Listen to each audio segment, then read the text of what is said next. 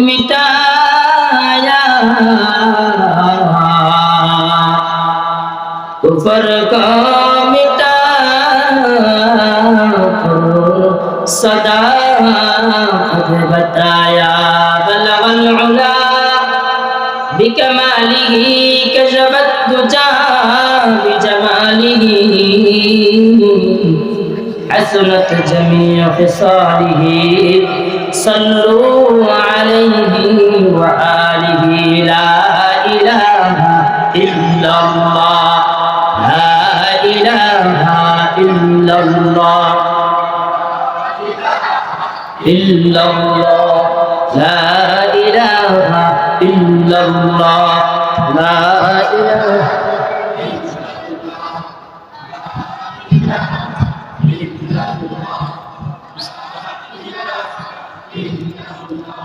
ला इलाहा इल्लल्लाह, ला इलाहा इल्लल्लाह।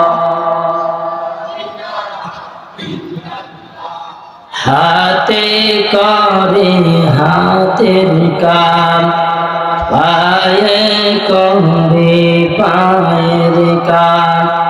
हाथे करे हाथेर काम, पाये करे पाয়ের কাম। জবানে শুধু বলা হে মুমিন আল্লাহ তাআলার জাতির নাম। লা ইলাহা ইল্লাল্লাহ, লা ইলাহা ইল্লাল্লাহ, লা ইলাহা ইল্লাল্লাহ। সবাই জোরে আওয়াজে বলি।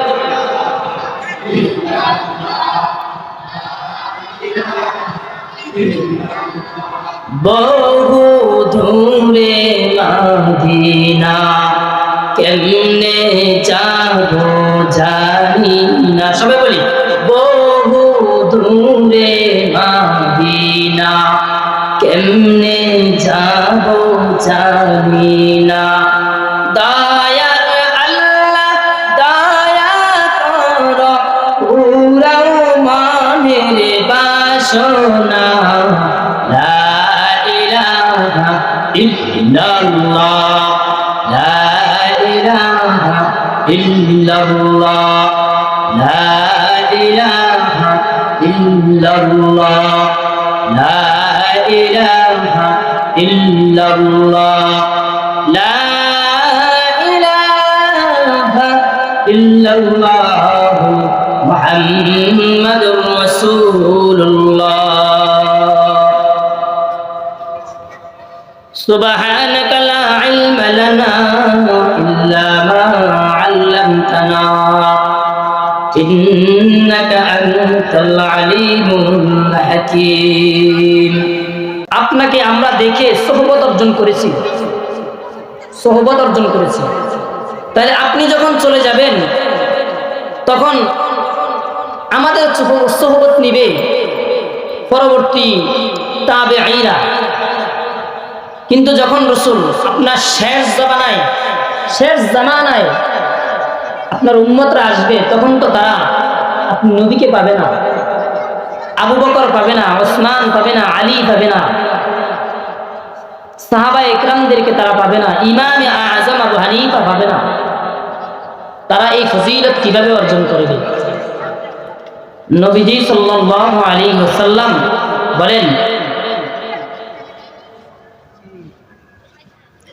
قال النبي صلى الله عليه وسلم عليكم بمجالسة العلماء. قال النبي صلى الله عليه وسلم عليكم بمجالسة العلماء. আমার নবী রাহমাতুল লিল আলামিন তিনি বলেন, ও আমার সাহাবায়ে কেরাম, শেষ জামানায় আমার উম্মতরা যখন আমি নবীকে পাবে না, সাহাবায়ে কেরাম পাবে না, শেষ জামানায় যখন সাহাবাদেরকে পাবে না,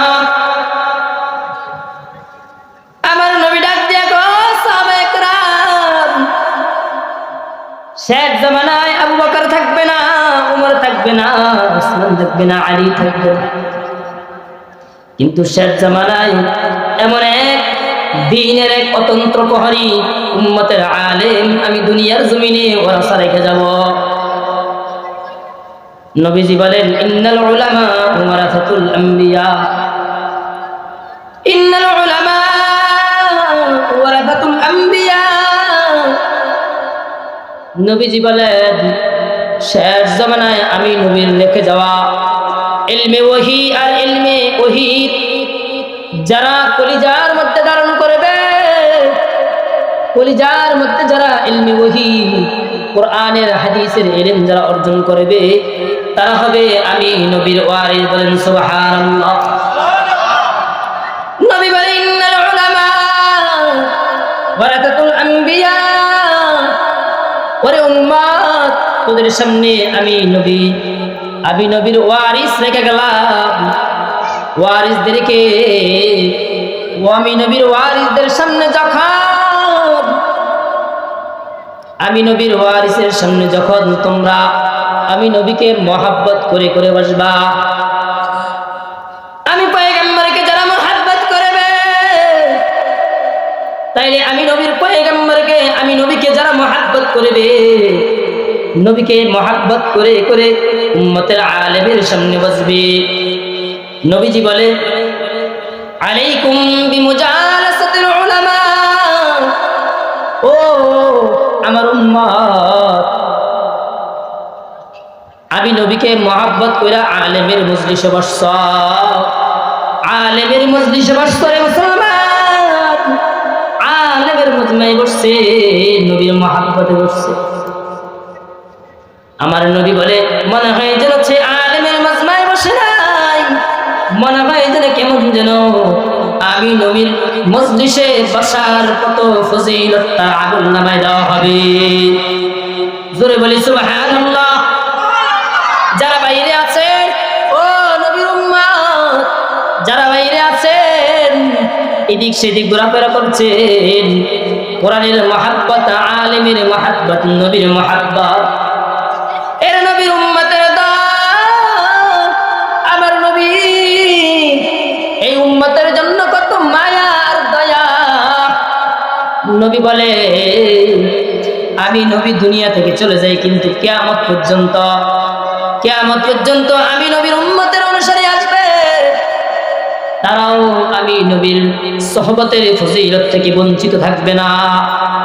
তারা যখন আমি নবীর ইত্তেবা করবে, আমি নবীর ইত্তেবা করনেওয়ালা উম্মতের আলেমের সামনে গিয়ে বসবে, ওই উম্মতের আলেমের ইত্তেবা করবে, উম্মতের আলেমের সোহবতে বসবে, তখন আমি নবীর বরকত আর ফজিলত ওই বান্দার কলবের মধ্যে ঢুকে যাবে।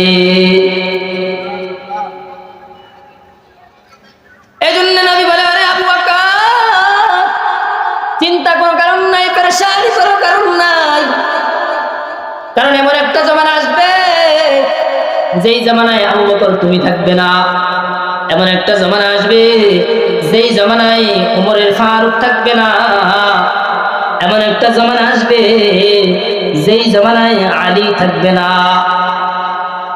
এর নবীর উম্মতের দল, এমন একটা জামানা আসবে হযরত আলী কারো মাথায় হাত দিয়ে বলবে না, ওরে ছোট বাচ্চা, তোমার কোনো চিন্তা নাই, পেরেশানি নাই, আমি আলী তোমাকে অভিভাবক বানিয়ে আনিলাম, আমি আলী তোমাকে সন্তান বানিয়ে আনিলাম।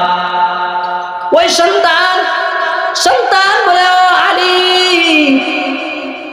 যদি আপনি আমার বাবা হন তাহলে আমার আর কোনো চিন্তা রয় না। হযরত আলী যদি আমার বাবা হয়, তাইলে জান্নাতের সরদার, জান্নাতের মহিলাদের সরদার ফাতেমা রাদিয়াল্লাহু তাআলা আনহা, তিনি হবেন আমার মা, আর জনাবে মুহাম্মদুর রাসূলুল্লাহ সাল্লাল্লাহু আলাইহি ওয়াসাল্লাম হবেন আমার নানা, আর খাদিজাতুল কুবরা তিনি হবেন আমার নানি। ও আলী রে, যার নানা হয় সরকার দো আলম নবী মুহাম্মদুর রাসূলুল্লাহ, তার আর কোনো চিন্তা রয় নাকি? ও আলী রে, হাসরের কঠিন মুসিবতে যখন আমি ধরা খায়া যাব, তখন আমি আমার নানার হাত ধরে আল্লাহর জান্নাতে চলে যাব। আমার নবী কয়, ও দুনিয়ার মানুষ, শেষ জামানায় তোমরা আলী পাইবা না। শেষ জামানায় আলী এসে তোমার মাথায় হাত দিয়ে বলবে না, ওরে আব্দুল্লাহ, ওরে আব্দুল করিম, তোমাকে আমার পরিবারভুক্ত বানায় নিলাম। কি বলেন, আসবে আলী? শেষ জামানায় উমর আসবে না, আবু বকর আসবে না। আমার নবী রাহমাতুল লিল আলামিন, সাইয়্যিদুল মুরসালিন, রহমতে আলম নবী আমার যায়েদ বিন হারেস আসছে নবীজির কাছে। যায়েদ রে ধরে নিয়া পাহাড়ের চূড়ায় দাঁড়াইয়া সবার কয়, কেউ যায়েদ রে পরগাছা মনে করো না, যায়েদ আজ থেকে মুহাম্মাদের পুত্র বলে বলে ডাকবা। সুবহানাল্লাহ, মুহাম্মাদের পুত্র বলে ডাকবা। যায়েদ খুশি হয়ে গেছে। আরে তার কত কুষ্ঠচিত, তার কপালটা কত ভালো, যার দুনিয়াতে যার পরিচয় হয় মুহাম্মদ তার বাবা, হাসরের ময়দানে পরিচয় দিবে মুহাম্মদ তার বাবা। এর নবীর উম্মতের দল, এই জামানায় নবী আসবে না। নবী বলে, ইন্নাল উলামা ওয়ারাসাতুল আম্বিয়া। ও নবীর আশিক উম্মতের দল, এই জামানায় উম্মতের আলেমদেরকে মহব্বত করো, উম্মতের আলেমদেরকে মহব্বত করো। উম্মতের আলেমকে মহব্বত করিয়া নবী বলে লাভ কি হবে, লাভ কি হবে? আল্লাহর নবী হাদিসে বলেন, ইয়াশফাউ ইয়াউমাল কিয়ামাতি ওয়াল আম্বিয়া ওয়াল উলামা সুম্মাশ শুহাদা আও কামা ক্বালা আন-নাবিয়্যু আলাইহিস সালাতু ওয়াস সালাম। আমার নবী রাহমাতুল লিল আলামিন, সাইয়্যিদুল মুরসালিন, রহমতে আলম নবী আমার, তিনি বলতেছেন, ও আমার উম্মত, হাসরের কঠিন মুসিবতে নবীরা যেমন উম্মতের শাফাআত করে করে আল্লাহর জান্নাতে নিবে, শেষ জামানায় আমার কিছু ওয়ারিস আছে, আমার কিছু এবং দ্বীনের অতন্ত্র প্রহরী থাকবে। এই অতন্ত্র প্রহরী উম্মতের আলেম, যাদেরকে মহব্বত করা, 1 মিনিটের জন্য যদি তুমি মহব্বত করো, 1 মিনিটের জন্য যদি মহব্বত করো, এই 1 মিনিটের মহব্বত হাসরের ময়দানে আল্লাহ নাজাতের জরিয়া বানিয়ে দিবে। আমার নবী বলে, ওরে উম্মত, আল্লাহ বলেন, ওরে উম্মত, ওয়াবতাগু ইলাইহিল ওয়াসিলা। আল্লাহ তো এই উম্মতকে খুব দামি করে বানাইছেন, বানাইয়া শুধু জাহান্নামে জ্বালানোর জন্য বানাই নাই। আল্লাহ বলে, বান্দা, তোদের প্রত্যেকের জন্য আমি আল্লাহর কাছে জান্নাত, আমি আল্লাহ প্রত্যেক বান্দার জন্য জান্নাত রেডি করে রাখলাম, প্রত্যেক বান্দার জন্য জান্নাত রেডি করে রাখছি। ও বান্দা, তোমাদের স্থান ছিল জান্নাত। দুনিয়ায় কিছুদিনের জন্য গেছো, দুনিয়ায় কিছুদিনের জন্য গেছিলা সফর করার জন্য, সফর শেষে বান্দা আবার তুমি জান্নাতে ফিরে আসবা। আল্লাহ পাক রব্বুল আলামিন বলতেছে, ও আমার বান্দা, জান্নাত থেকে যেহেতু গেছো দুনিয়ার জমিনে, আবার ফিরতে হবে সেই জান্নাতে। সেহেতু এই জান্নাতে বানানোর জন্য, জান্নাতে দেওয়ার জন্য আমি আল্লাহ তোমাদেরকে বানাইলাম, তোমাদেরকে জাহান্নামে দেওয়ার জন্য বানাইলাম। আল্লাহ বলে, আমি আল্লাহ তোমাদেরকে জাহান্নামে দেওয়ার জন্য বানাই নাই। তাহলে বান্দা, আল্লাহ আপনি কেন জাহান্নাম বানাইছেন? আল্লাহ বলে, না, তোদেরকে জাহান্নামে জ্বালানোর জন্য আমার উদ্দেশ্য না। আমি আল্লাহ হাসরের কঠিন মুসিবতে বান্দার ওসিলা তালাশ করবে। আল্লাহ বলে, ওয়াবতাগু ইলাইহিল ওয়াসিলা। আল্লাহ বান্দার উসিলা তালাশ করেন, উসিলা। বান্দা জাহান্নামে যাইতেছে, ফেরেশতারা ধরে নিয়া জাহান্নামে নিয়ে যাইতেছে। ইতিমধ্যে আল্লাহর এক বান্দা উম্মতের আলেমকে দেখা গেছে, ডাক দিয়ে বলছে, ও আলেম, আমি না আপনাকে অমুক দিন মহাব্বতের সুরে একদিন সালাম দিছিলাম, মহাব্বত করেছি। ও নবীর উম্মত, ও নবীর আশিক, আলেমদেরকে মহাব্বত করো, আলেমদেরকে ইজ্জত করো। আল্লাহ পাক বলে, ওই যে মহাব্বতের খাতিরে সেই দিন ওই আলেম ওই উম্মতকে রেখে আল্লাহর জান্নাতে যাবে না। বলেন সুবহানাল্লাহ। আলেমের মহাব্বত করা দরকার আছে কিনা? সবাই জোরে বলেন, আছে কিনা? আলেমের মহাব্বত, নবীর মহাব্বত। নবী বলে, আলেমরা হলো আমি নবীর ওয়ারিস, আমি নবীর উত্তরসূরি হলো আলেম। বলেন তো, কোন বাবাকে সম্মান করে কিন্তু বাবার উত্তরসূরিকে কেউ যদি কষ্ট দেয়, বাবার ওয়ারিসকে কেউ যদি কষ্ট দেয়, সে বাবা কি খুশি হবে না বেজার হবে? এজন্যে নবীজি বলেন যে আলেমরা হলো আমি নবীর ওয়ারিস। কেন ওয়ারিস? সম্পদের ওয়ারিস না, ঘরের ওয়ারিস না, বাড়ির ওয়ারিস না, টাকার ওয়ারিস নয়। নবীজি বলেন আমি রহমতুল লিল আলামিনের কাছে যে ইলমে ওহী আল্লাহ পাকের পক্ষ থেকে আসছে, ওই ইলমে ওহী ধারণ করছে উম্মতের আলেম। ওই ইলমে ওহী ধারণ করার কারণে তারা আমি নবীর উত্তরসূরি হয়ে গেছে। বলেন আলহামদুলিল্লাহ। নবীজি সাল্লাল্লাহু আলাইহি ওয়াসাল্লাম বলে, আমার আল্লাহ তাআলা বান্দাকে জান্নাত দেওয়ার জন্য উসিলা বুঝবে, উসিলা ভাবে আলেমকে মহব্বত করেছে। আমার নবী বলে, ইসফাউ ইয়াউমাল কিয়ামাতি ওয়াল আম্বিয়া ওয়াল উলামা সুম্মা শুহাদা। আমার নবী রাহমাতুল লিল আলামিন, তিনি বলেন যে নবীরা হাসরের ময়দানে সুপারিশ করে করে উম্মতকে জান্নাতে নিয়ে যাবে। একদল উম্মতের আলেম তারাও ওই দিন হাসরের কঠিন মুসিবতে আলেমদেরকে মহব্বত করে করে যারা ভালোবাসছে, যারা আলেমদের পক্ষে ছিল, তারাও সেই দিন হাসরের ময়দানে কঠিন মুসিবতে তারাও সেই দিন আলেমরা তাদেরকে মহব্বত করে করে আল্লাহর জান্নাতে নিয়ে যাবে। বলেন সুবহানাল্লাহ।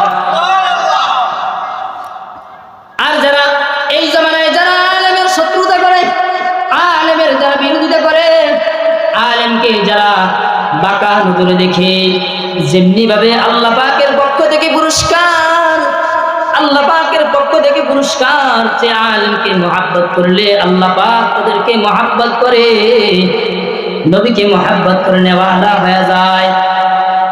আর এই জামানায় যারা আলেমকে মহব্বত করে না, আলেমের সাথে শত্রুতা করে, আলেমের সাথে বিদ্বেষ লালন করে, আলেমের সাথে দুশ্মনী করে, তাহলে তাদের অবস্থা কি হবে? তাদের অবস্থা কি হালত হবে? ওই দিন কঠিন মুসিবতে হাসরের ময়দানে নবীর সাথে বান্দার দেখা হবে। আমার নবী রাহমাতুল লিল আলামিন, তিনি বলেন এই জামানায় নবীর যুগে আবু জাহেল, উতবা, সাইবা, কাফের বেঈমানরা আমার নবীকে কষ্ট দিছে, আমার নবীকে কাফের বেঈমানরা কষ্ট দিছে। বলে শেষ জামানায় গিয়া আমি নবীর উম্মত রে, আমি নবীর ওয়ারিস রে, যারা কষ্ট দেয়, যারা কষ্ট দেয়, এই জামানায় আমি নবী কষ্ট দিছে, ওই জামানায় গিয়া আমি নবীর ওয়ারিস রে কষ্ট দেয়। এই জামানায় কষ্ট দিছে আবু জাহেল, উতবা, সাইবা, আর শেষ জামানায় আমার নবীর আমি নবীর উত্তরসূরিরে কষ্ট দেয়। তারা নিঃসন্দেহে আবু জাহেল, উতবা, সাইবা উত্তরসূরি। বলেন ঠিক কিনা? যারা আলেমদেরকে মহব্বত করে, আলেমদের সাথে থাকে, আলেমের তত্ত্বাবধানে চলে, তারা নিঃসন্দেহে নবীকে মহব্বত করে, নিঃসন্দেহে তারা দ্বীনের কাজ করে। যারা দ্বীনের কাজের নামে আলেমের সাথে আদালতি করে দুশমনি করে, তারা জিন্দেগিতে দ্বীনের কাজ করতে পারে না, তারা জিন্দেগিতে নবীওয়ালা কাজ করতে পারে না। ঠিক কিনা বলেন? যারা আলেমের রক্ত ঝরায়, যেই জমিন আলেমের রক্ত দ্বারা রঞ্জিত হয়, আলেমের রক্ত দ্বারা রঞ্জিত হয়, হাফেজে কোরআনের রক্ত দ্বারা রঞ্জিত হয়, আলেমের মাথা ফেটে রক্ত পড়ে, ওই জমিনের মধ্যে আলেমের রক্তের হাতে হাত রাঙাইয়া তারা আল্লাহর দ্বীনের কাজ করতে চায়। আল্লাহ বলে, তোর এই দ্বীনের কাজ আমি আল্লাহর কাছে পছন্দ না, গ্রহণযোগ্য না। কারণ হলো উম্মতের আলেম হলো আমি নবীর ওয়ারিস। আল্লাহ বলেন, আমি নবীকে যেমন মহব্বত করি, নবীকে যেমন ভালোবাসি, নবীর উম্মতের আলেমের মহব্বত আমি আল্লাহর কাছে তেমন দামি। তোমরা আমি আল্লাহর দ্বীনের কাজ করো, আমি আল্লাহর দ্বীনকে বুলন্দ করতে চাও, তার মাধ্যমে করতে চাও, যে আলেমের মাধ্যমে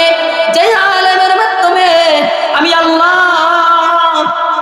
এই দুনিয়া ঠিক রাখলাম, আসমান জমিন ঠিক রাখলাম, যে আলেমের মাধ্যমে দুনিয়ার নিজাম ঠিক রাখলাম, ওই আলেম, ওই হাফেজে কোরআনের রক্ত ঝরাইয়া জিন্দেগি তো কশিনকালেও তোমরা আমি আল্লাহর কাছে দামি হইতে পারবা না, দাঈ ইলাল্লাহ হইতে পারবা না। এটা মুখে মুখে থাকবে, এটা তোমাদের নাম থাকবে, কিন্তু আরশে আজিমে আল্লাহ পাকের কাছে কখনোই সে দাঈ ইলাল্লাহ হইতে পারবে না। বলেন ঠিক কিনা? এজন্য আলেমকে মহব্বত করা, আলেমদেরকে মহব্বত করা, নবীকেই মহব্বত করা। কারণ এই যুগে আপনারা কি নবীকে দেখেছেন? নবীকে দেখে নাই। আমরা সাহাবাদেরকে দেখেছি, সাহাবাদেরকে দেখি নাই। তো সাহাবাদেরকে না দেখিয়া, নবীকে না দেখিয়া আমরা নবীকে মহব্বত করি, নবীর জন্য জীবন দিতে প্রস্তুত হয়ে যায়। ওই জামানায় আবু বকর, ওমর, ওসমান, আলী নবীর জন্য জীবন দিতে প্রস্তুত হয়ে গেছে। হানজালা রাদিয়াল্লাহু তাআলা আনহু নবীর জন্য জীবন দিতে প্রস্তুত হয়ে গেছে, জীবন দিয়া দিছে। হানজালা রাদিয়াল্লাহু তাআলা আনহু নবীর জন্য জীবন দিয়া দিছে। এর নবীর উম্মত, এই জামানায় তো আমার নবী নাই। পৃথিবীর কোথাও যদি আমার নবীকে নিয়ে কটূক্তি করে, তামাম দুনিয়ার মুসলমানের কলবের মধ্যে আগুন ধরে যায়, তামাম দুনিয়ার মুসলমানদের কলবের ভিতরে আগুন ধরে যায়। ওই সাতমে রাসূলকে জবাই করা পর্যন্ত মুসলমানের কলবের আগুন নিভাইতে পারে না। ঠিক কিনা? এজন্য নবী বলেন, আলেমের মহব্বত নবীর মহব্বত, আলমের সুহবত হলো নবীজির সামনের সুহবত। নবীজি বলেন, আলাইকুম বিমুজালাসাতিল উলামা। নবীকে মহব্বত করে করে যারা আলেমের মজলিসে বসে, মানে কেমন যেন মনে হয় তারা আলেমের মজলিসে বসে নাই, কেমন যেন আমি নবীর মজলিসে বসার ফজিলত তারা পাইতেছে। আল্লাহ তাআলা বলেন, দুনিয়ার জমিন আমি আল্লাহ নিজাম ঠিক রাখলাম কিছু হক্কানি আলেমের মাধ্যমে, কিছু আলেমের উসিলায় বদৌলতে। যারা কিনা গোটা দুনিয়ার মানুষ ঘুমায়া যায়, গোটা দুনিয়ার মানুষ যখন ঘুমায়া যায়, তখন এই উম্মতের আলেমরা ঘুমায় না। উম্মতের আলেমরা গভীর রজনীতে উঠিয়া মাওলার দরবারে দুহাত তুলিয়া দেয়, মাওলার দরবারে দুহাত তুলা উম্মতের জন্য মাফসা, উম্মতের জন্য কান্দে। যার কারণে আল্লাহ এই দুনিয়ার নিজাম এখন পর্যন্ত ঠিক রাখছেন। আল্লাহর একজন বান্দা ছিল, আল্লাহর একজন বান্দা বুজুর্গ মানুষ শেখুল হাদিস, হাদিস পড়ায়, নবীর হাদিস পড়ায়, নবীর হাদিস পড়ায়। পড়াইতে পড়াইতে নবীর হাদিস পড়তে পড়তে তার জবানটা এত দামি আল্লাহ বানায়া দিছে। আল্লাহ নবীর তার জবানটাকে এত দামি বানায়া দিছে। এক আল্লাহর বান্দা তার কাছে গেছে পানি দম করার জন্য। ও আলেম, আপনি আমার পানির মধ্যে একটু দম করে দেন, ফু দিয়া দেন। আল্লাহর বান্দা গেছে, পানিতে ফু দিছে। পানিতে ফু দিছে, পানিতে ফু দেওয়ার সাথে ওই যে আল্লাহর বান্দার মুখের মধ্যে দাঁত নাই, বৃদ্ধ হয়ে গেছে। এখন ফুয়ের সাথে সাথে জবান থেকে, মুখ থেকে কিছু লালা হয়ে গেছে। ওই লালা সে হাতে বেঁধে নিছে, নিয়া এটা জিব্বা দিয়ে চেটে খেয়ে গেছে। খাইয়া সে এবার মালিকের সাথে কথা বলে, মালিকের সাথে কথা বলে আর বলে, ও দয়ার মালিক, তুমি দেখতেছ আমার হাতে কার লালা, আমার হাতে কার লালা করছে, মালিক তুমি দেখতেছ। আর মালিকের সাথে কথা বলে, ওরে মালিক, সাহাবীরা নবীর লালা খাইছে। সাহাবায়ে ইকরাম নবীজির গায়ের ঘাম নিয়া গায়ের মধ্যে মাখছে, বরকত অর্জন করছে। ওরে দয়ার মালিক, আমি তো নবী দেখি নাই, আমি তো আলী দেখি নাই, ওমর দেখি নাই, ওসমান দেখি নাই, আবু বকর দেখি নাই। ওরে দয়ার মালিক, আমি দেখেছি উম্মতের আলেম, যিনি সর্বদা আপনার নবীর হাদিস তেলাওয়াত করে। ও দয়ার মালিক, আমি আপনার নবীর ওয়ারিসের মুখের লালা খায়া পালাইলাম। ও দয়ার মালিক, আপনি আমার এই জবানের মুখে আযাব দিয়েন না। এই কথা বলে কেঁদে কেঁদে ঘুমাইছে। স্বপ্ন যুগে নবীজি এসে হাজির হয়ে যায়, স্বপ্ন যুগে আমার নবী হাজির হয়ে যায়, বলে রে আমার আশিক, রে আশিক উম্মতি, তুই বুঝি আমি নবীকে এত মহব্বত করো? আমি নবীকে মহব্বত করিয়া আমি নবীকে পাও নাই, দেখতে পাও নাই, আবু বকরকে পাও নাই, সাহাবাদেরকে পাও নাই। শেষ জামানায় এসে একজন আলেমকে মহব্বত করে মুখের লালা খায়া ফেলাইছ। আমার নবী ডাক দিয়া কয়, নবীর উম্মত, তুই কেমন যেন আলেমের মুখের লালা খাও নাই, কেমন যেন আমার মনে হয় আমি নবীর মুখের লালা খায়া ফেলাইছ। হে আশিক উম্মতি, কথা দিলাম হাসরের ময়দানে তোর মতো আশিক উম্মত ছাড়া আমি নবী জান্নাতে যাব না। বলেন সুবহানাল্লাহ।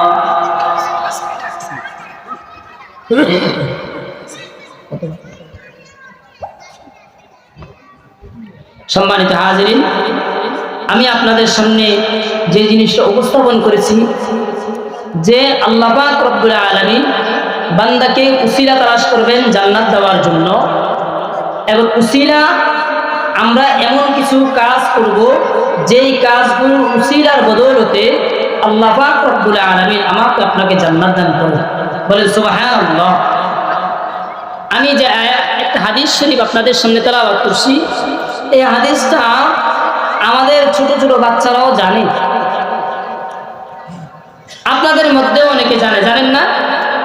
জানেন কিনা? অনেকে জানে।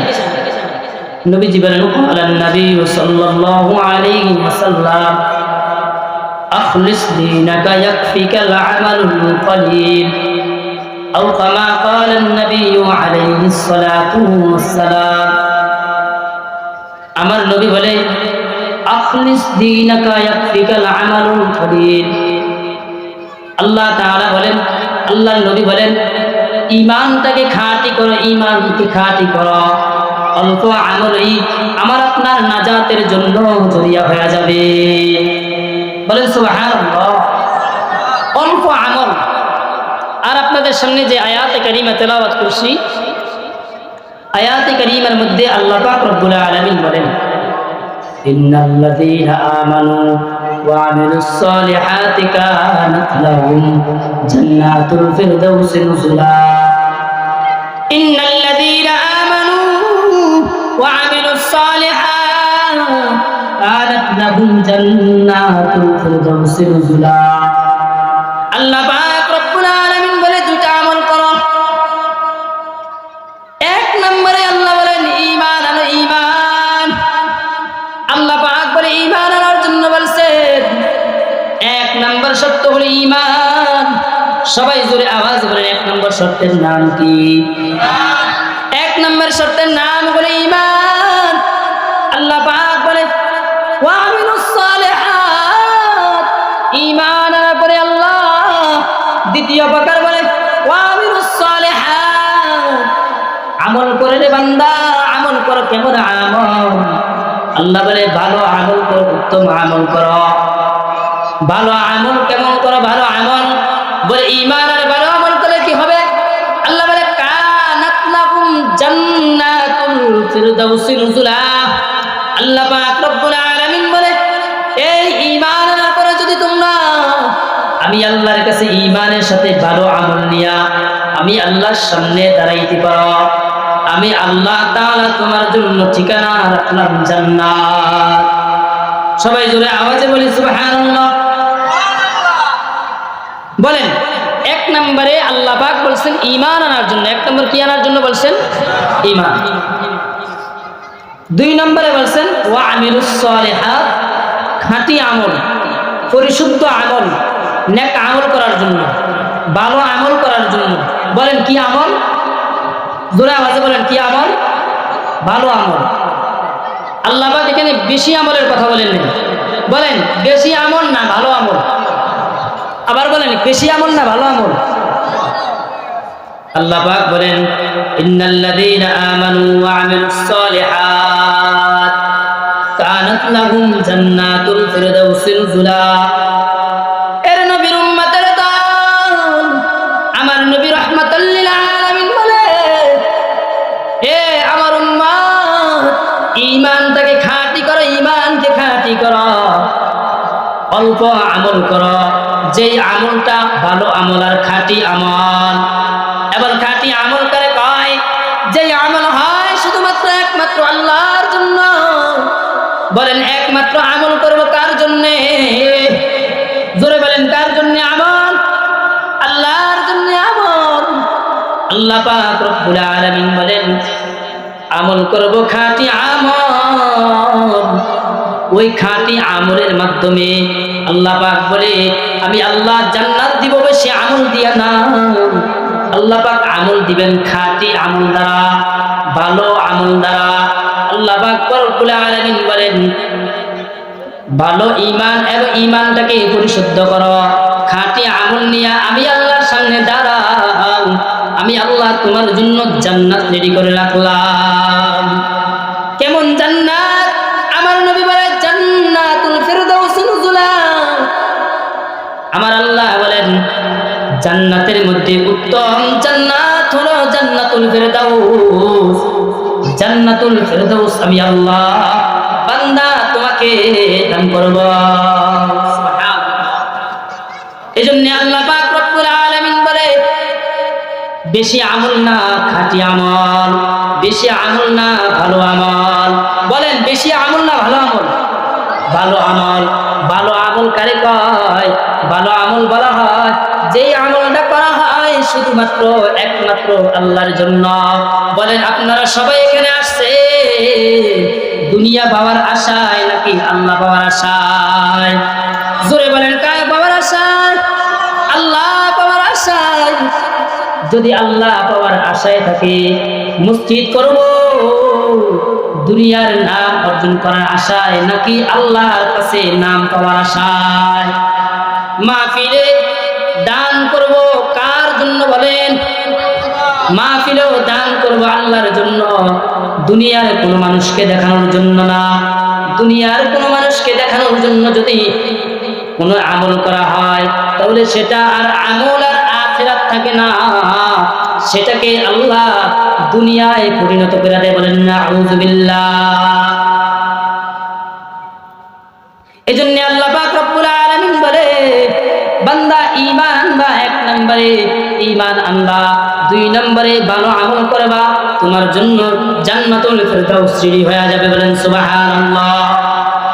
সর্বশেষ আমি যে আলোচনা করেছিলাম, আল্লাহ তাআলা বলছেন ঈমান আনার জন্য, এরপরে ভালো আমল করার জন্য, খাঁটি আমল করার জন্য করলে আল্লাহ পাক রব্বুল আলামিন জান্নাত দান করেন। বলেন সুবহানাল্লাহ।